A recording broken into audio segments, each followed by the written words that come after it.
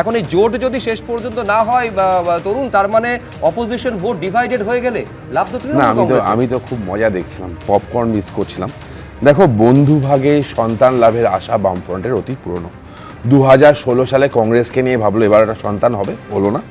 21-এ কংগ্রেসকে দিয়ে হলো না, সাথে আইএসএফকে নিয়ে আসলে বলে এবার তো হবেই, হলো না।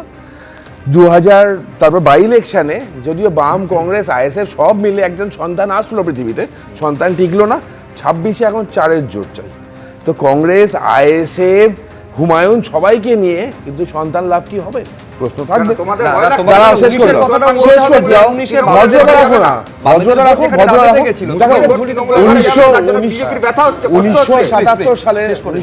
সালের আগে বামফ্রন্টের রেগুলার অভিযোগ ছিল তাদের কর্মীরা নাকি কংগ্রেসের হাতে খুন হয়েছে।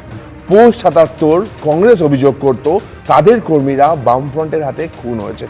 এই একে অপরের রক্তমাখা হাত, রক্তমাখা ভাত, এই করে ভবিষ্যৎটা কোন দিকে? তার কারণ সময় তো আর 3 মাসও নেই। বিশ্বনাথ চক্রবর্তী কি মনে করছেন?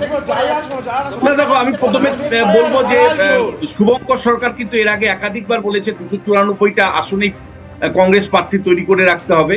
দ্বিতীয় যেটা, গত 3-4 মাস ধরে যদি তুমি লাগাতার দেখো তাহলে রাহুল গান্ধী মানে কংগ্রেস ওয়ার্কিং কমিটি কখনোই এ রাজ্যের রাজনীতি নিয়ে একটি কথাও বলেনি। মমতা বন্দ্যোপাধ্যায় যখন বিপাকে তখনও একটি কথাও বলেনি। ফলে জোট ধর্ম পালন করে রাহুল মমতার সমবাদ মানে একই রকম বার্তা দিয়েছে বলা যায়। আর থার্ড যে বিষয়টা সেটা হলো যে দেখো, মানে নির্বাচন খুব কাছে, আর কয়েক মাসের মধ্যেই নির্বাচন।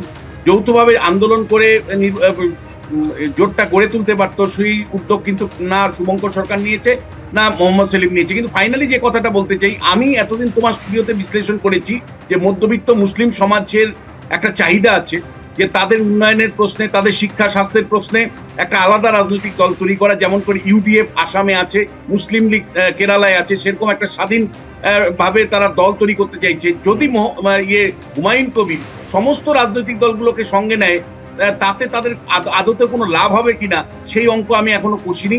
আমি যদি কখনো কষি তাহলে নিশ্চয়ই বলবো। আপাতত বলবো, যদি এককভাবে চলে তার রাজনীতি একরকম, যদি জোট ভাবে চলে তার রাজনীতি আরেক রকম হবে। ফলে জোট হলেই 2 আর 2 4 হবে এটা বলা যায় না। আবার মানে এককভাবে থাকলেই যে সে মানে প্রভাব বিস্তার করতে পারবে না এটাও বলা যায় না।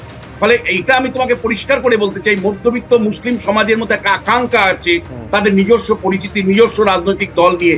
যদি হিন্দুদের নিয়ে বিজেপি রাজনীতি করতে পারে, দল তৈরি করতে পারে, তাহলে মুসলমানদেরকে নিয়ে কেন জনতা উন্নয়ন পার্টি তৈরি করতে পারবে না হুমায়ুন কবির? এটা কিন্তু সাধারণভাবে হিন্দু সমাজের মানে মুসলিম সমাজের বক্তব্য।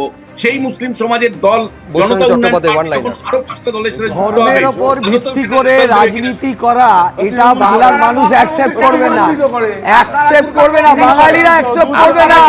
বাঙালিরা কালচারালি হাই, বাঙালিরা আরে রবীন্দ্রনাথকে কি বলে, কালকে রবীন্দ্রনাথকে বলছে জাতীয় পুরো জাতীয় কবি কেন বলেছেন, কেন করছেন, ঈদের দিন কেন মাথায় কাপড় দেন, কালকে মুখ্যমন্ত্রী বিজেপি সর্বোচ্চ এসে রবীন্দ্রনাথকে বলছে, রবীন্দ্রনাথ ঠাকুরকে বলছে হিন্দু বিকেলবেলা পাকশাতে মনে পড়ে